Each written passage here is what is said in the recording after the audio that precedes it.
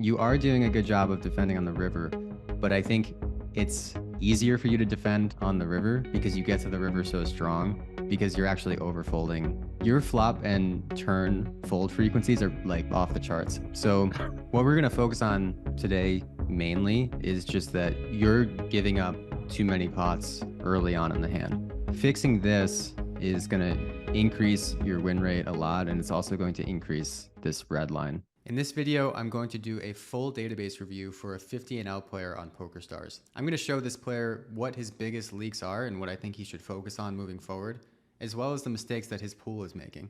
And really quick, if you like the stat checker that I use in this video, I'm releasing it as a course next week. So please keep an eye out on this channel, or you can follow me on Twitter at Mobius Poker, and I'll make an announcement when the course officially comes out. Now let's jump into the database review.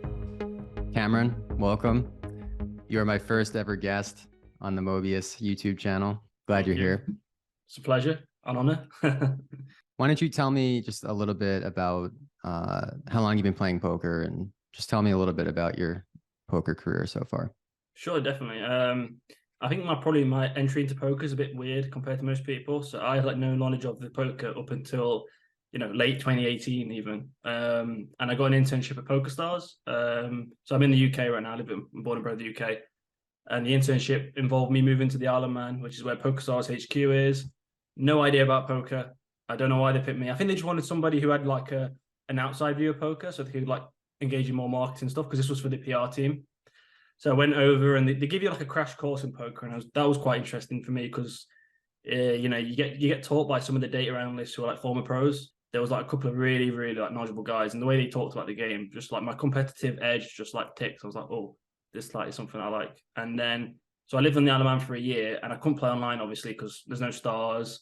I played a little bit of 888, but I just didn't really enjoy it. So I was grinding live, and then I came back to the UK. I finished university my last year, put some money together for a role playing live, and thought, wow, this is so much easier. Like I'm not getting free bet every hand now. This is nice. I can actually pay Postflop. And so yeah, I grinded a roll up really. It was quite interesting, like looking back now. But I took about like maybe 100 quid, just like some spare change. Had a few good cash sessions. I had a really good deep run in a local tournament, like a couple of hundred. And then just as COVID hit, I probably ground that roll up to about 2K at the time. And it was really annoying because I was kind of really getting comfortable playing live at that point. I was buying in for short stacks, like maybe 100 bigs tops, but I just knew how to maneuver that way. I just learned about ranges. And then, so COVID hit, I put all that roll online on stars, because that's when my like curfew ended on stars. So you have like a year, and then you can play on stars after you quit the company. And then I really had to go at cash, like grinded hard on 25 Zoom and just got ruined. Like if I showed you those hands, that would be brutal. I probably won't be here if it was like that's risky. Going from live to online is very risky. Yeah, I just like couldn't work it out. I'm just getting like destroyed every session, and I kind of give it a bit of a break, and we're just like playing recreationally at this point. And this was during COVID, and I guess to be honest, the biggest turning point for me was probably watching Ginge Poker's videos. I don't know if people are aware of him, but like I watched some of his like Zoom 500 Zoom streams in games, and the way he talked just about the heuristics of poker really helped me unlock a lot of stuff that I was doing wrong, which is just like not trying to be like super GTO and super like, oh, you have to do this because you have to be balancing here and all this stuff. And then just had a really good like maybe 7 or 8, 9 months of 500 rake tables, and while coinciding with that, I've been doing lots of other poker stuff. I write for Poker Listings, the news site, so that's been really cool. I work with Farid Jaka, doing some freelance work for him, so it's been cool to talk to him sometimes. And nice. I play live, and actually live poker is going really well right now. So I'm actually going to go on Shop Take in Vegas 2 weeks from today. Awesome. with some friends. So that's that's where I'm at now. Okay, cool. So first of all, one question just for all of the people watching on YouTube. I know that this is probably the #1 thing on their mind. For someone who's worked at PokerStars, is the RNG rigged? Believe it or not, even though I still have doubts to this day, I can honestly say it's not rigged. It's all good. Thank you. Yeah, that's what I was looking for. No, everyone, the RNG is not rigged. I'm sorry to disappoint you.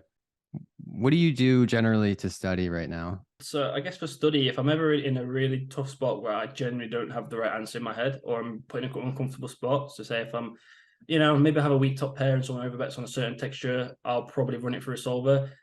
I try not to lean too heavily towards solvers. I think at this stake, I don't think it's probably that useful. But yeah, solver work. Do you Um, have Pio or something, I assume, or GTO Wizard? GTO Plus. Okay, cool. Yeah. And then I guess on top of that, just watching a lot of poker, really, watching a lot of streamers who I like respect pretty well. And then I've done some small cash courses as well. Nice. And then as far as your biggest leaks, you think like trouble spots, what do you feel like right now? Or do you Uh, just not really know? there's definitely some. I mean, I think if you, I mean, obviously everyone's gonna see my graph. There's some red line issues where I'm probably maybe overfloating or overfolding. I think in some spots, that's probably going to be one. I think my biggest lead that I personally think, and then yeah, the rest I probably don't know. All right, cool. Yeah, well, that's the goal of this is to show you some leaks that you don't know you're making. That's always the most valuable part of doing a database review because I'm going to show you a couple things. I mean, you're playing very well. You're winning at your limits. Like you've got a solid game, but there are like certain things that you're doing that I think you're not aware of. Right. And it's going to massively improve your win rate if you fix these things. That's awesome. Can I take So, notes while I do this? That's probably a good idea, right? well, it's going to be recorded. If you want to take some notes, you can. Cool. But Yeah, definitely. okay, so I have your database here, and this is about 110,000 hands. And over the sample, looks like you made adjusted about $1,200, ran a bit above EV, winning at 2 big blinds per 100 over the sample. So if I click on your name here, this is going to pop up my custom stat checker that I've built in Handnote. And I'm using the 50NL version of this stat checker. So all of the preflop stats should be accurate for your rake structure. Okay. Here's your graph. Like you said, you've got sort of a negative red line. A negative red line is not necessarily a bad thing unless it's really severe. It doesn't necessarily mean you have leaks. Right. Although in most games, people are playing too passively. So if you're exploiting that correctly, you'll probably have at least a break even, if not a positive red line. This page that I'm showing right now is just a bunch of aggregated stats. So these stats are just combinations of lots of different lines. The first stat that I'm going to look at is this question mark bet on the river. That just means that this stat is going to look at any line, doesn't matter what happened on the flop or turn, just any line where you bet the river. Right. So you bet the river 33% of the time on average, which is quite low, but it's not entirely clear why that's happening. There's a lot of things that go into river bet frequency. And I've actually seen, I usually don't see people with a river bet frequency this low, but I have seen quite a bit of variation, even with like very winning players. But usually this stat is in the low 40s. The main thing though that I want to look at just for the purposes of today is your composition when you bet. So if I hover over that stat, it's going to pull up this window. And then it says you're 33 weak. So this just means that when you bet the river on average in all lines, you were betting with third pair or weaker a third of the time.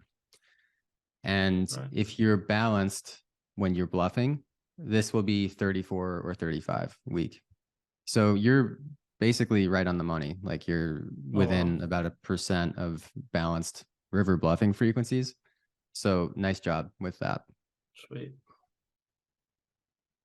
If I go to question mark fold, this is just any line where you fold versus a bet on the river. And your fold frequency is 52%.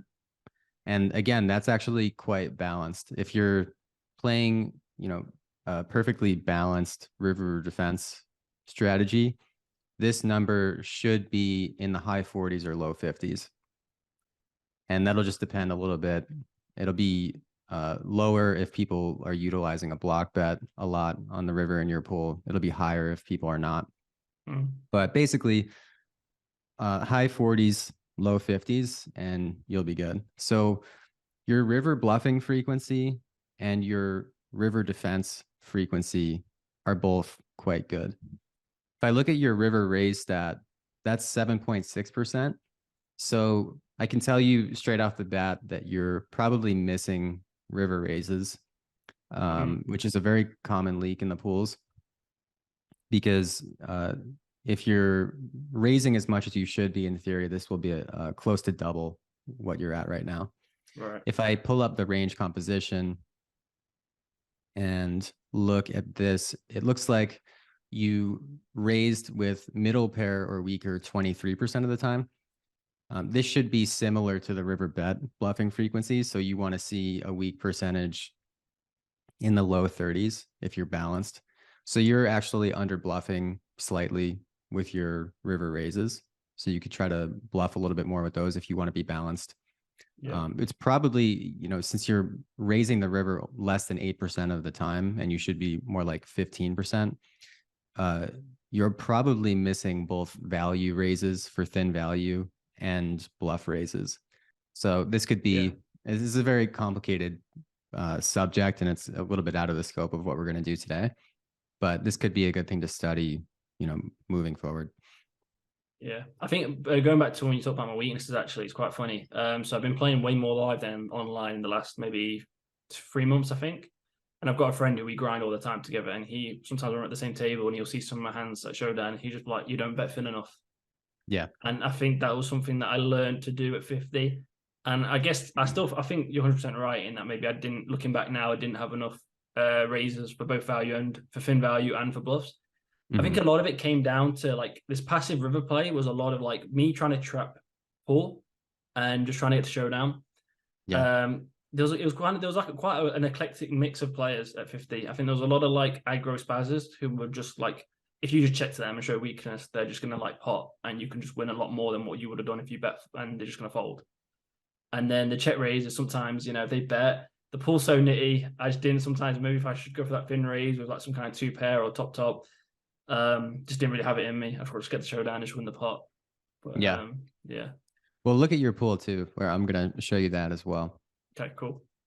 I said that you were balanced on the river versus river bets when you're defending. That's not the full story though, because if I look at your flop and turn fold, these are actually very high.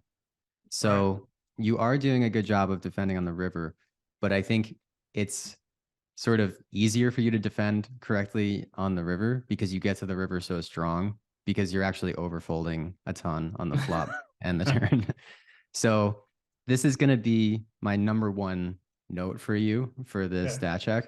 Your flop and turn fold frequencies are like kind of off the charts. So this stat right here is your turn fold, the question mark fold, comma, check fold.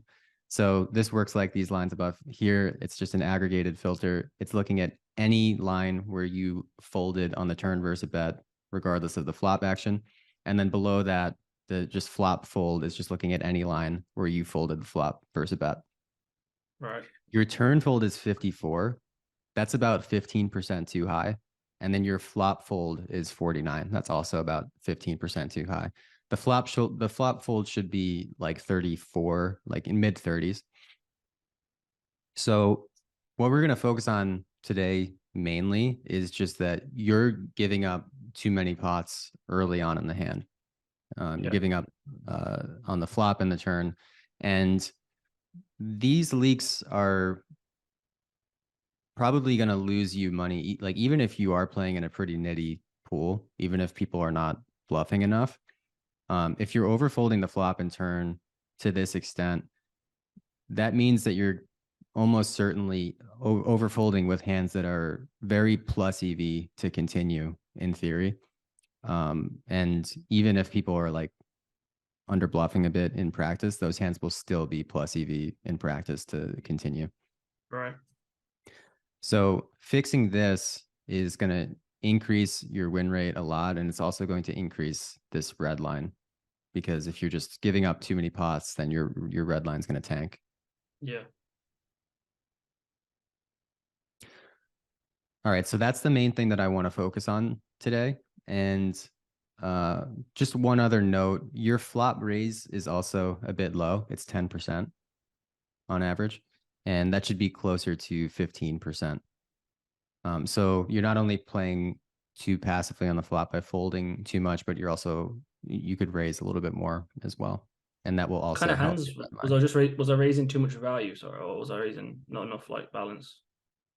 It does look like you're slightly under bluffing the raise Right. because you're only 35 weak, but we could take a Yeah. look at that. Cool. All right. Next, what I want to do before I go into your pre-flop stats is just look at how your pool is playing. So I'm going to go to range research and I'm going to just run the stat checker for your pool. Cool. So you're playing stars 50 NL, and this is the report for regs in your pool. I have 400,000 data point hands for regs in the sample. You played 100,000 hands, but if you look at all the hands that all of the regs played in your database, it's 400,000. And then for fish, I have 70,000 hands. So one of the first things that I look at when I take on a new student is the reg to fish ratio. And that's just like that and the rake are basically the most important things for how good your games are and how beatable they are. So this reg to fish ratio is 400 to 70. So what is that? Almost 6 to 1. It's not great for low stakes because at low stakes, the rake is really high, but you should expect there to be more fish to make up for that. But a good reg to fish ratio is around 4 or 4.5 to 1. And yours is closer to 6 to 1. And you're playing low stakes where the rake is really high. So these games are not great. I was kind of surprised to see how few recreationals are in your pool. Yeah. They're certainly still beatable. But you can see if I go to the reg report, this is the win rate of the average reg in your database.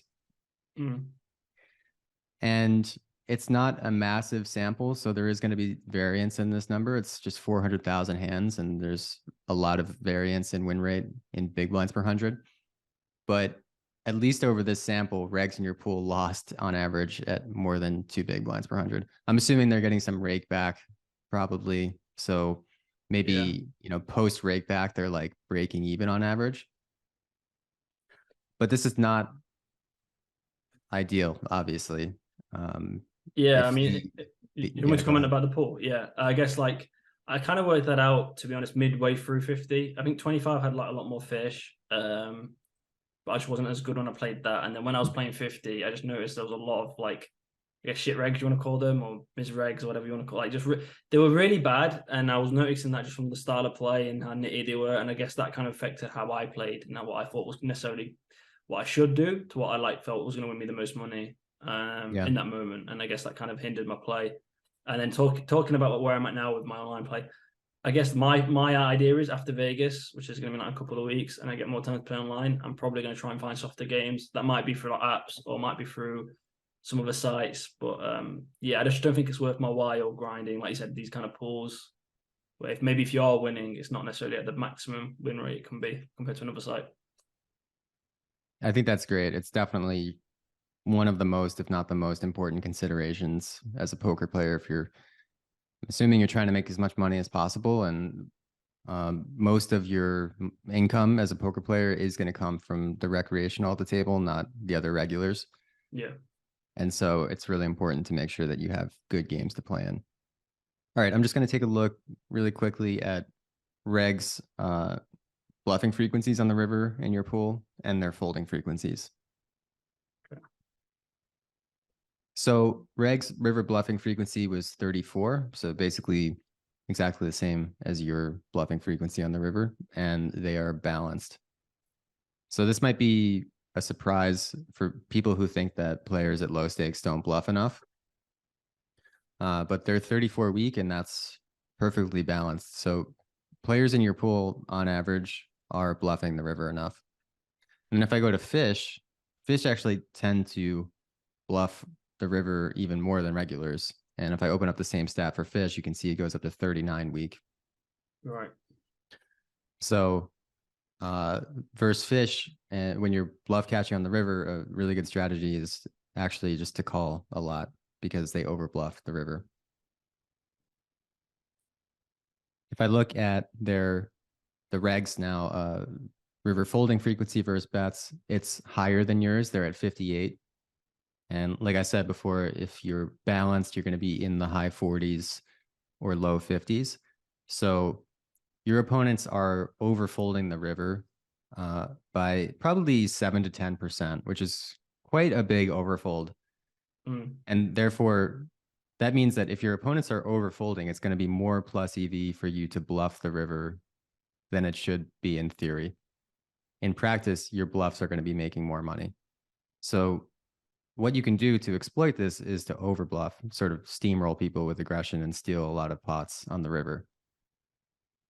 So you're balanced right now in your bluffing frequency, but I would encourage you actually to bluff even more. Like you could get that river bluffing frequency up to 40% weak, and that would be a good exploit in this pool. Well, it's really interesting to know. There's like so many times where maybe I have a great candidate for a bluff, I blocks like certain straight or like not, some kind of nut blocker, but I'm just like, oh, these guys just can't get away from their like two pair, or they can't go from their top pair. But yeah, this is really interesting to know.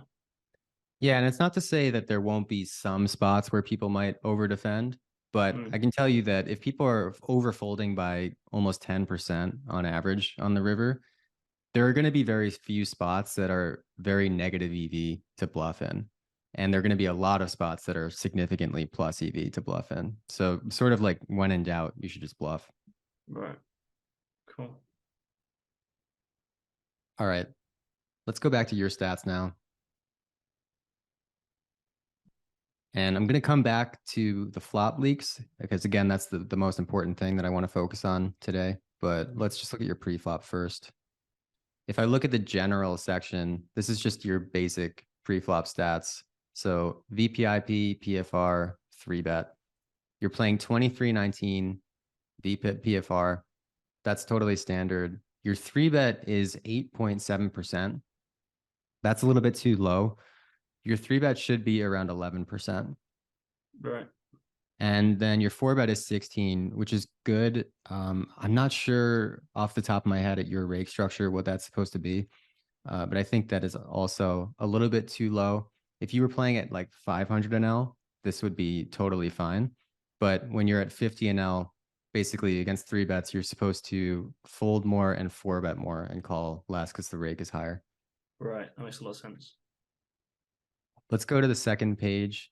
So I'm going to explain now how this stat checker works. This is an automated GTO stat checker that I've programmed in Handanote. And what I have here is your stats in the hero column. And I have solver stats, in this case, Monker, since it's pre-flop, in the next column in the yellow font. And then it's taking your pre-flop stats and it's automatically comparing it to the solver stat in yellow.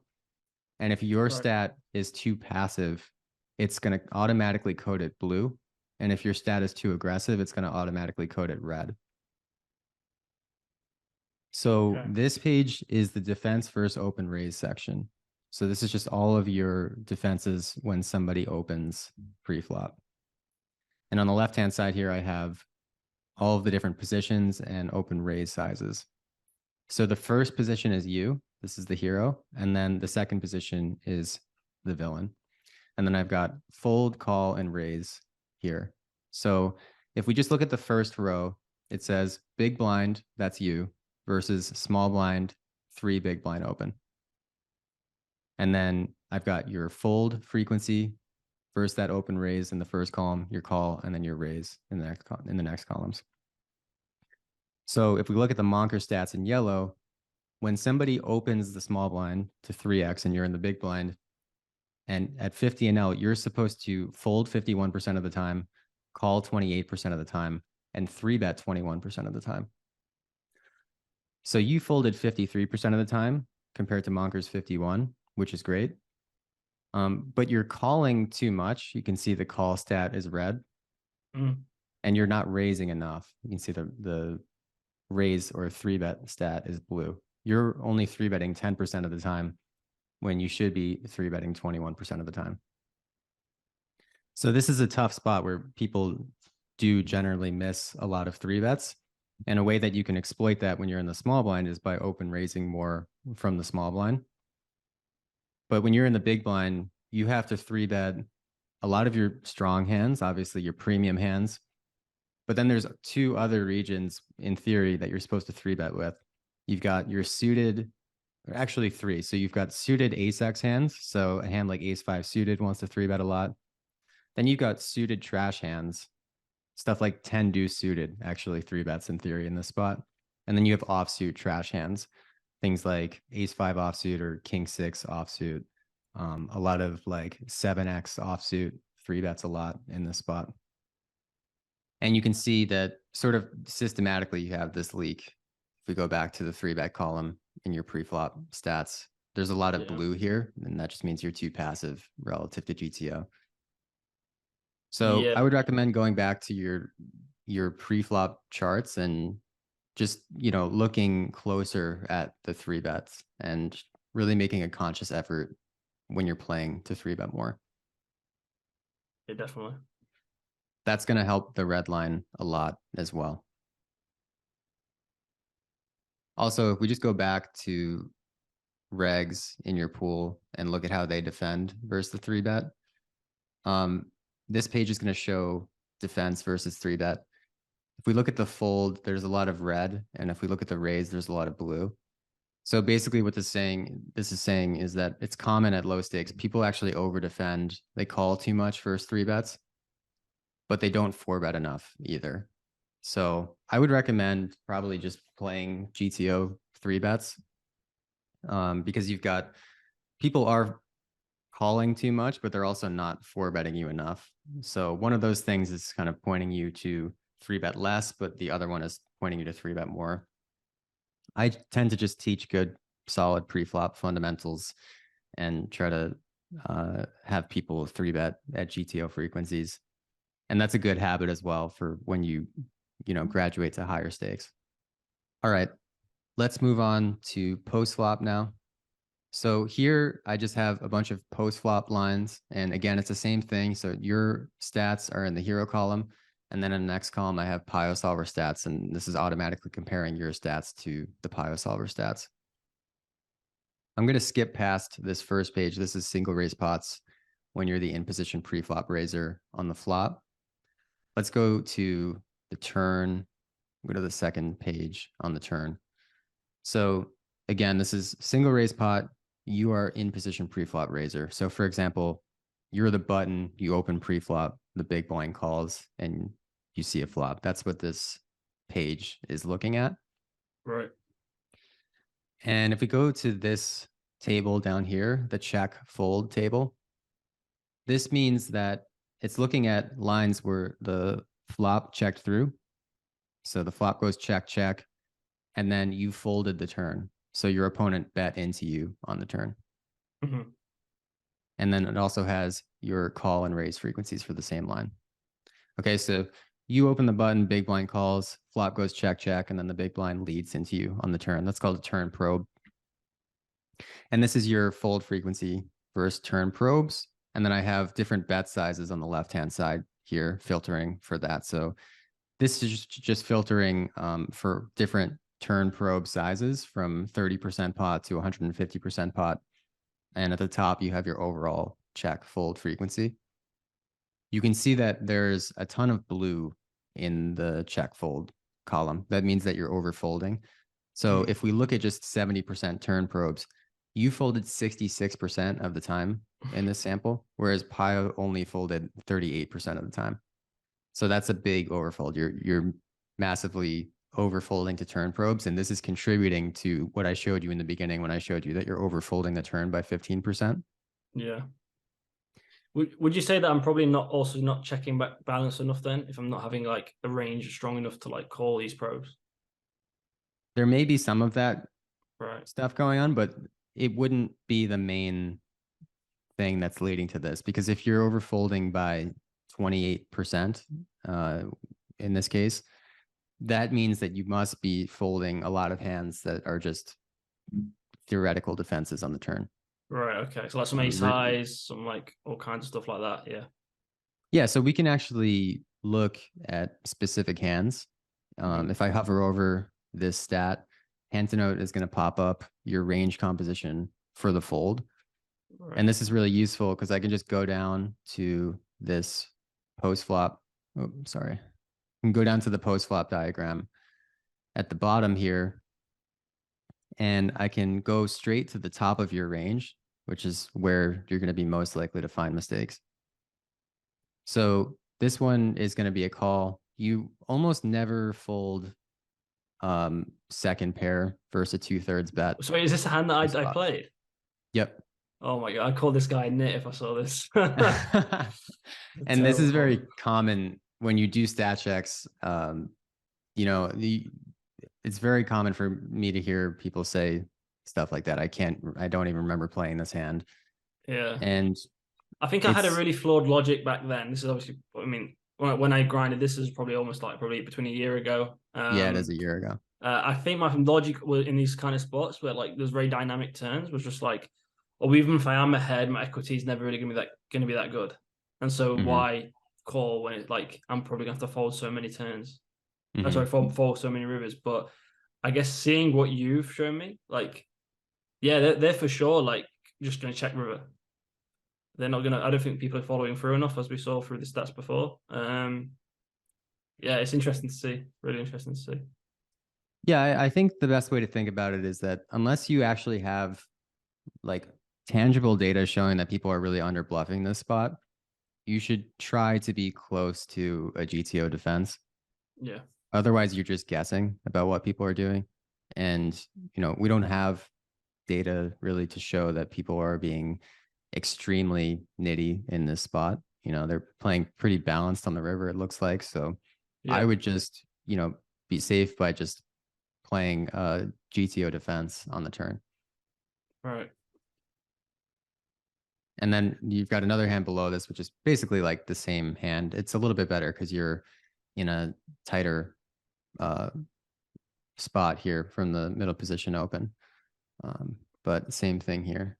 Hmm. So if I look at the hand history here, just copy this. So I just uploaded this hand history, and GTO Wizard is automatically looking at the spot. So your hand, I believe it was like King 10 club spade. Yeah, You can see that this is not a pure call. It would be a pure call, obviously, if you had a diamond. But it's just a mixed frequency call. The solver is calling it most of the time, but it's also folding it sometimes. So that means that the EV of this call will be 0.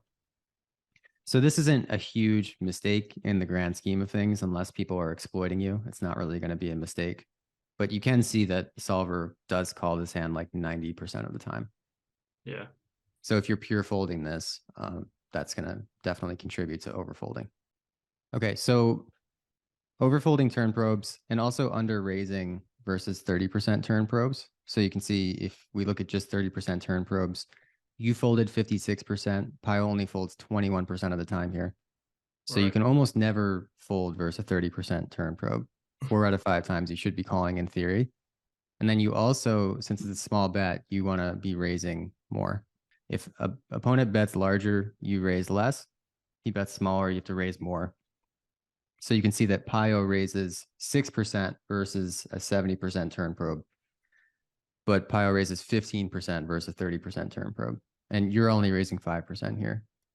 Right. So not only do you want to defend more by calling, but you also want to raise more. Otherwise, a person can just block bet, and you never punish sort of the weaker, uh, you know, marginal portion of their range, and they just get to see too many rivers. Yeah. Can I see So some examples of like maybe where I'm calling and then where maybe I should raise? yeah, sure. So what I would do here is just look at your calling range versus 30% turn probes. Definitely. So even spots like this, I don't know if these hands are supposed to be raises in theory, but this seems like it could be an okay hand to turn into a bluff raise, especially because people tend to not defend very well versus raises after they probe the turn small. So if they're overfolding, then, even if this is like not really a raise in theory, it's probably still going to be okay in practice to bluff raise with this. Yeah, I think my logic in that kind of spot came down to the fact that I'm betting most of my flush draws. So when it does come in on the turn, I didn't probably have enough flushes in range to raise, if that makes sense. For this You would hand, still yeah. have, yeah, but you would still have flushes, and you're always going to have a pretty significant raising range, at least on most boards versus small bet. Right, okay. Like if we just plug this into Wizard, let's see. It is a better board for out of position for sure, since it's low and it's flush closed. But I think we are still going to see if we look at Wizard. So GTO Wizard in this spot actually raised about 12.5% of the time. Right. So you are going to have some nut value, and you're going to want to raise against a probe bet. And if you look at your combo, what was it exactly? King of clubs, Jack of diamonds. It's actually raising most of the time. You can see this raise is happening about 2/3 of the time with this combo. Yeah. So if you're never raising with this, that's going to Makes contribute to that under raise. makes a lot of sense. Can we have a look at like flop action for that board, just so I'm aware? Does it probably want me to like check back some flush draws, some king high of club Yeah. draws? So typically on, so this is a low disconnected board. So GTO Wizard might want you to use a larger size, but I would just personally simplify to using one small size on this flop. Right. And I would bet most of my flush draws, but I would also check back some of my flush draws. So I would probably bet flushes 70% of the time, 75% of the time, and check back the rest. Right. That makes a lot of sense. So this is the flop strategy. You can see it's using kind of all sizes. It's not using 30% that much. Yeah. But I like to simplify to just a single bet size. So I use a smaller bet size on this board. And you're betting 45%, checking 55%. Okay, it's really interesting. So we do get I should really be getting to term with like plenty enough flushes to be able to raise this.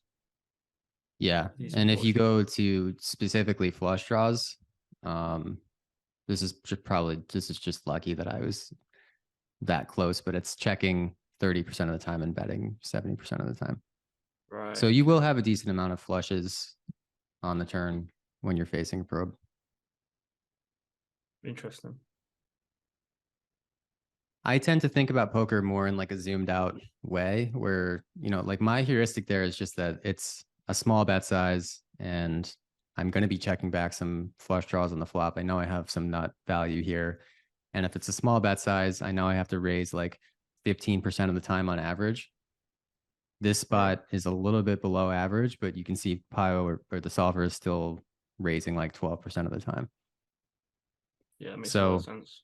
I think that leads to better strategies than, um, you know, another way of thinking about it, which would be like kind of like what you said with, I don't think I have enough flushes here, or it's a good board for my opponent, or whatever your logic is. Those types of thought processes tend to lead to people never raising, and then you end up being further away, I think, from the theory than 100% agree. Yeah, definitely. Okay, I'm going to go to the next page and let's look at flop defense versus C bets when you're the in position pre-flop caller. So this page here is saying single raise pot, you are the in position pre-flop caller on the flop. So for example, small blind opens and you call from the big blind and you see a flop. Okay, next table is your defense versus flop C bets. So again, on the left-hand side, we have these different flop C bet sizes, and then your fold frequencies, call, and raise frequencies compared to pile. So if I look at 30% flop, you folded 45% of the time versus those C bets, and Pio only folds 26% of the time. So similar to those turn probes that we were looking at, where you can only fold, what was it, 21% of the time versus a block turn probe bet. you can only fold 26% of the time here. So 3 out of 4 times when you face a small c-bet on the flop, you should be continuing. You are raising enough here. You're raising 12 compared to Pio's 13. So good job there. But you're just folding too much. So let's take a look. I'm actually going to go over to the right-hand side and we'll look specifically at big blind versus small blind c-bets. And I'll just try to give you some heuristics. So this is your folding range versus 30% flop c-bets when you're in the big blind versus the small blind. So straight off the bat, you've got some low pairs folding here. And I think it's pretty safe to say that you should never fold a pair on the board in this spot. Like that's a heuristic that will almost never fail you. So here, just a very pure call. You just have to defend every pair on the board. Yeah. And this is actually going to be a very big mistake. Like it's going to be sort of counterintuitive how much money this is losing to fold. So 5-3 of clubs in this spot is making 2.4 big blinds per hand to call. So folding is going to be 0 EV, calling is going to be plus 2.43. So in poker, we usually think about win rates in big blinds per 100. So multiply that by 100, you're losing 240 big blinds per 100 hands where you make this mistake. So that's a pretty massive mistake, especially because it's on the flop in a small pot and you're facing a small bet. So this is a common leak for players, even at high stakes. It's not just, lower stakes players. I coach high stakes players all the time who have the same leak. But if you're overfolding hands in this spot, it doesn't matter really, even if your opponent's under bluffing the c-bet, which they're usually not. It's still going to be just a massive punt to fold.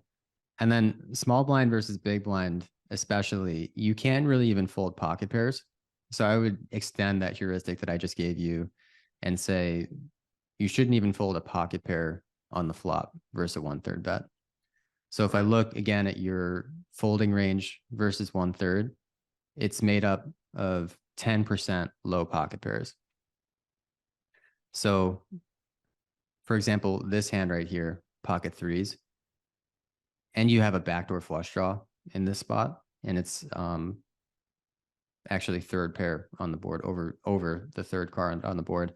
So this is going to be another spot where it's probably a couple big blinds to call. Let's take a look in Wizard. Pocket threes with a spade. Looks like 1 1.25 big blinds.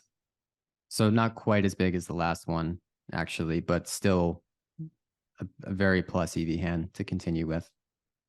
Yeah. So that's just a heuristic that you can implement right away, especially big blind versus small blind. When you're facing a small c-bet on the flop, just call all pairs on the board and call all of your pocket pairs as well. The only exception to calling every pocket pair would be like if you had a pocket pair under third pair on the board on a monotone flop. That's when, in theory, you might start folding a pocket pair versus this size. But those are so rare. And even in those spots, it's not going to be a really negative EV spot to continue with. Also, most gut shots are going to continue. So this, I think, should probably be a pure continue, especially with the backdoor flush draw. This should be a continue. And you can also raise in this spot as well. You might want to prioritize raising with a club, but it doesn't really matter that much. And especially because people have, a hard time defending versus raises in that spot. So you can go a little bit crazy with it. All right. And then strong ace highs as well. Like this for sure would be a pure call. Because you have to think, again, just come back to that overall frequency. You can only fold 26% of the time here. So if you're folding ace 10 there, you're not going to get to your minimum defense frequency. Yeah. Well, I feel like such a nit right now. Well, these hands are pretty old, This was like a year ago. So maybe your defense is have improved, but it's good though. I mean, the point of this, it's a database review, right? So it's not like a test that you're supposed to pass, right? The point is to find mistakes that you didn't know that you were making. And so what I would suggest to you is now you know you've got this big leak that you didn't realize you were making before, overfolding the flop by about 15%. So I would suggest, working with whatever solver or trainer you like, and drilling these spots, drilling flop defenses. And then you mentioned you also like to watch play and explains. I think that's good, but when you're watching the play and explain, make sure that you really watch actively. When you're watching a player defend for c-bets, really put yourself in his position and think, would I be defending this hand every single time if you see him call a c-bet? Right. And also just try to, build out heuristics. So what types of hands are you usually calling and what types of hands get to fold versus different flop c-bet sizes? I think some of this as well comes down to like maybe some other players struggle with it, but when you're like 4-tabling, 6-tabling, or you're like 4-tabling Zoom, you don't really pay attention enough. I think I can probably imagine that in some of the spots. I just like, I've got like pocket threes on the boards, like Jack 9 deuce, just check fold. Yeah. And like, whereas like what you're saying now, when you describe it, like you don't have bottom pair, you've actually got third pair, you've actually got the backdoor flush. This hand actually can work as a bluff. It's like good to like think about those kind of things in the moment, Yeah. And I would even, take this advice further by saying, I don't even want you to just get to the pile frequencies, especially when you're facing small bets. I think you should shoot to even over defend slightly compared to the pile defense frequencies. So if you're folding 50% for small flop C bets right now, and you've got to get to 34% to be balanced, you actually, if you want to slightly over defend, you have to drop this number by like 20%. So, Right, okay. 2 out of the 5 times you're folding need to turn into calls. And so this is going to be a really big shift in your game. And so for a while, you're going to have to play in a way that feels pretty unnatural for you. You're going to have to err on the side of playing what feels like way too aggressive for you. But if you're feeling like something is too aggressive, don't worry, because I'm showing you here that your calibration is way too passive right now. So that's actually a good sign if you feel like you're spewing a bit, at least initially. Definitely. Now, we don't want to take this way too far and just start calling with everything. It's possible that you can take this too far. But right now, I think it's pretty safe to assume if you just try to play looser, that's going to be a good thing. It's not going to lose you money. It's going to make you money. Cool. Do you have any other questions, comments? No, I think it's just really, I really like the structure of the session. I think showing the pool tendencies and my own tendencies to start is really cool because like, you kind of answer that, that everyone's always concerned about how they stand within the pool. Oh, my pool's too nitty, or I'm, like whatever.